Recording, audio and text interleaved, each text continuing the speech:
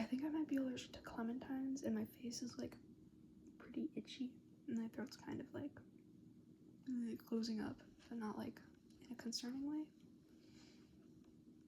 Not in a very concerning way. So, that's the introduction.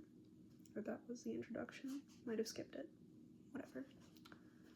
This is The Mist. 1. The Coming of the Storm. This is what happened. On the night that the worst heat wave in northern New England history finally broke, the night of July 19th, the entire western Maine region was lashed with the most vicious thunderstorms I have ever seen. We lived on Long Lake, and we saw the first of the storms beating its way across the water towards us just before dark. For an hour before that, the air had been utterly still. The American flags that my father put up on our boathouse in 1936 lay limp against its pole. Not even its hem fluttered. The heat was like a solid thing, and it seemed as deep as Solon Quarry water. That afternoon, the three of us had gone swimming, but the water was no relief unless you went out deep. Neither Steffi nor I wanted to go deep because Billy couldn't. Billy is 5. We ate a cold supper at 5:30, picking listlessly at ham sandwiches and potato salad out on the deck that faces the lake. Nobody seemed to want anything but Pepsi, which was in a steel bucket of ice cubes. After supper, Billy went out back to play on his monkey bars for a while. Steph and I sat without talking much, smoking and looking across the sullen flat mirror of the lake to Harrison on the far side. A few power boats droned back and forth. The evergreens over there looked dusty and beaten. In the west, great purple thunderheads were slowly building up, massing like an army. Lightning flashed inside them. Next door, Brent Norton's radio, tuned to that classical music station that broadcasts from the top of Mount Washington, sent out a loud bray of static each time the lightning flashed. Norton was a lawyer from New Jersey, and his place on Long Lake was only a summer college with no furnace or insulation. 2 years before, we had a boundary dispute that finally wound up in county court. I won. Norton claimed that I won because he was an out-of-towner. There was no love lost between us. Steph sighed and fanned the top of her breasts with the edge of her halter. I doubted if it cooled her off much, but it improved the view a lot. I don't want to scare you, I said, but there's a bad storm on the way, I think. She looked at me doubtfully. There were thunderheads last night and the night before, David. They just broke up. They won't do that tonight. No. If it gets bad enough, we're going to go downstairs. How bad do you think it can get? My dad was the first to build a year-round home on this side of the lake. When he was hardly more than a kid, he and his brothers put up a summer place where the house now stood. In 1938, a summer storm knocked it flat, stone walls and all. Only the boathouse escaped. A year later, he started the big house. It's the trees that do the damage in a bad blow. They get old, and the wind knocks them over. It's Mother Nature's way of cleaning house periodically. I don't really know, I said, truthfully enough. I had only heard stories about the Great Storm of 38. But the wind can come off the lake like an express train. Billy came back a while later, complaining that the monkey bars were no fun because he was all sweated up. I ruffled his hair and gave him another Pepsi. More work for the dentist. The thunderheads were getting closer, pushing away the blue. There was no doubt that a storm was coming. Norton had turned off his radio. Billy sat between his mother and me, watching the sky, fascinated. Oh my gosh. Thunder boomed, rolling slowly across the lake and then echoing back again. The clouds twisted and rolled, now black, now purple, now veined, now black again. They gradually overspread the lake, and I could see a delicate call of rain extending down from them. It was still a distance away. As we watched it, it was probably raining on Bolster Mills, or maybe even Norway. The air began to move, jerkily at first, lifting the flag and then dropping it again. It began to freshen and grew steady, first cooling the perspiration on our bodies and then seeming to freeze it. That was when I saw the silver veil rolling across the lake. It blotted out Harrison in seconds and then came straight at us. The power boats had vacated the scene. Billy stood up from his chair, which was a miniature replica of our director's chairs, complete with his name printed on the back. Daddy, look. Let's go in, I said. I stood up and put my arm around his shoulders. But do you see it? Dad, what is it? A water cyclone. Let's go in. Steph threw a quick, startled glance at my face and then said, "Come on, Billy, do what your father says." We went in through the sliding glass doors that give on the living room. I slid the door shut on its track and paused for another lookout. The silver veil was 3/4 of the way across the lake.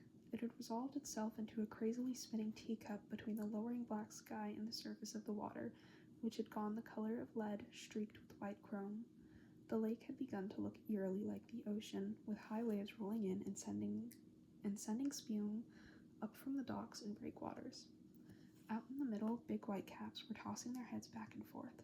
Watching the water cyclone was hypnotic. It was nearly on top of us when lightning flashed so brightly that it printed everything on my eyes in negative for 30 seconds afterwards. The telephone gave out a startled ting, and I turned to see my wife and son standing directly in front of the big picture window that gave us a panoramic view of the lake to the northwest. One of those terrible visions came to me. I think they are reserved exclusively for husbands and fathers. Of the picture window blowing in with a low, hard coughing sound and sending jagged arrows of glass into my wife's bare stomach and to my boy's face and neck.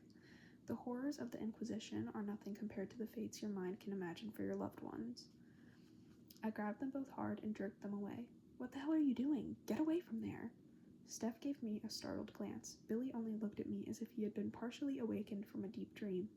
I led them into the kitchen and hit the light switch. The phone ting-a-linged again. Then the wind came. It was as if the house had taken off like a 747.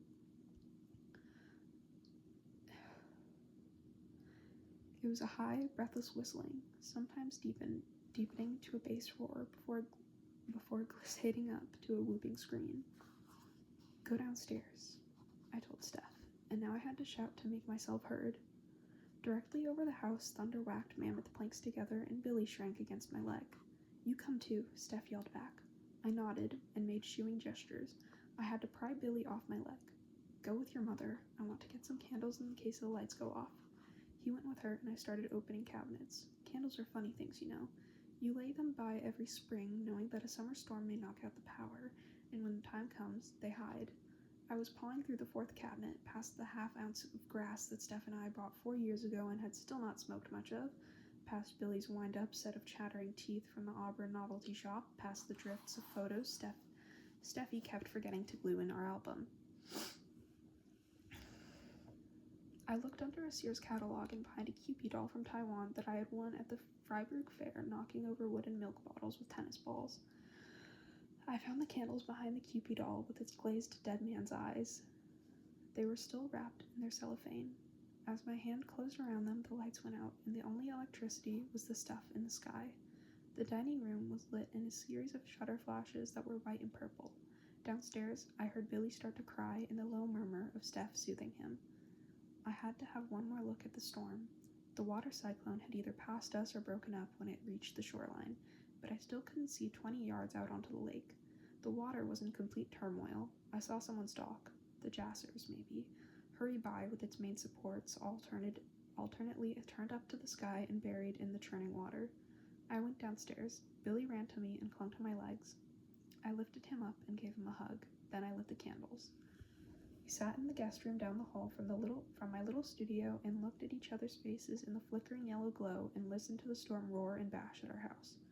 About 20 minutes later, we heard a ripping, rending crash as one of the big pipes went down nearby.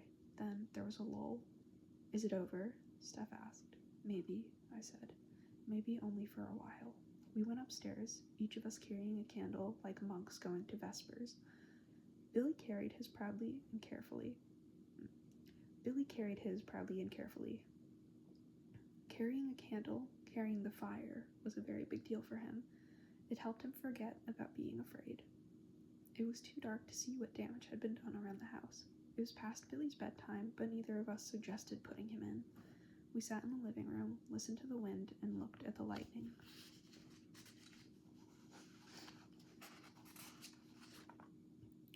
About an hour later, it began to crank up again. For 3 weeks, the temperature had been over 90, and on 6 of those 21 days, the National Weather Service station at the Portland Jetport had reported temperatures of over 100 degrees. Queer weather.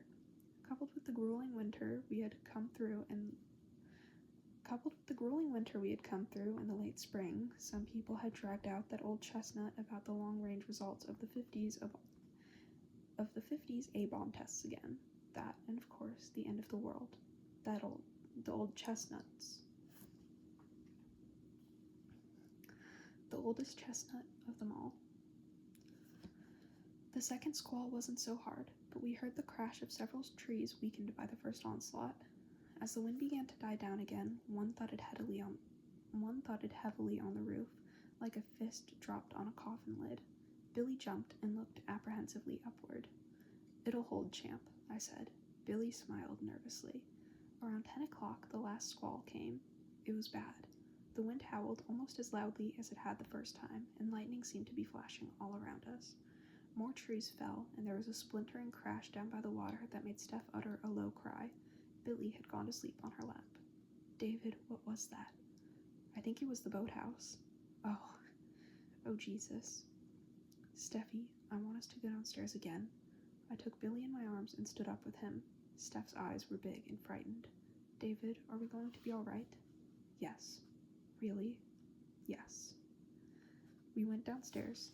10 minutes later, as the final squall peaked, there was a splintering crash from upstairs.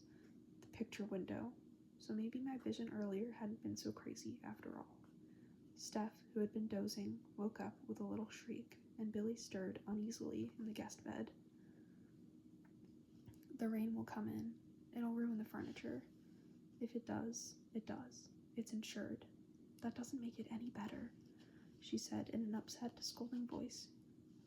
"Your mother's dresser, our new sofa, the color TV?" "Shh," I said. "Go to sleep." "I can't," she said, and 5 minutes later she had. I stayed awake for another half hour with one lit candle for company, listening to thunder walk and talk outside.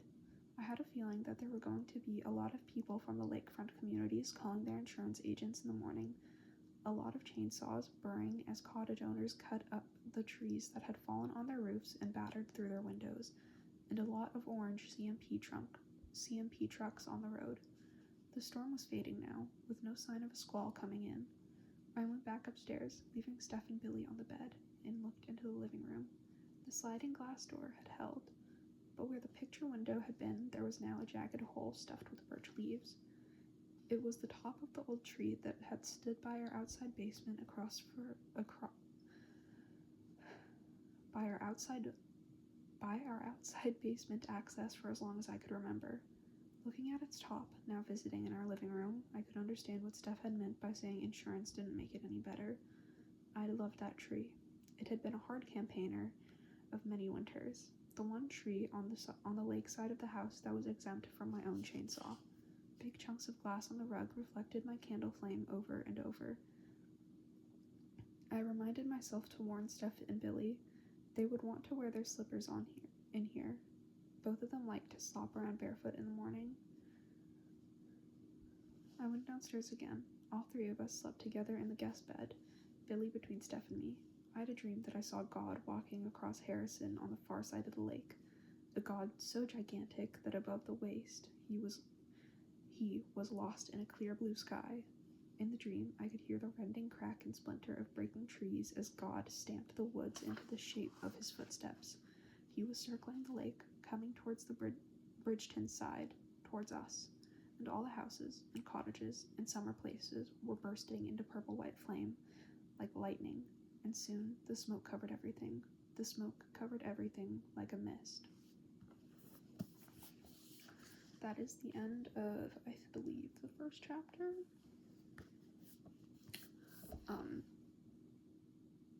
My throat is really killing me. I think I might have been allergic to those clementines.